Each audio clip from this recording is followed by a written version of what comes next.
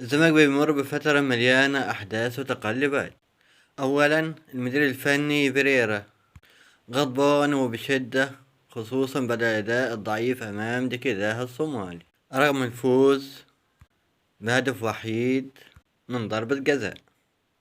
ثانيا الإدارة بتتحرك بسرعة لحسم الملفات وبتحاول تجدد لحسام عبد المجيد، خصوصا بعد الأداء الرائع اللي بيقدمه اللاعب في الفترة الأخيرة، وكمان عشان تمنع أي غراء خارجي للاعب. أما المفاجأة فإن محمد السيد رافض يجدد عقده وبيفكر بالاحتراف. ثالثا أعلن الجهاز الطبي بنادي الزمالك عن إصابة أحمد شريف بالعضلة الضامة، والإدارة خطبت اتحاد الكرة لحسم موقف دونجا من المشاركة في السوبر المصري اللي هيقام في الإمارات العربية. الزمالك ماشي في طريق صعب، لكن جماهيره هو السند.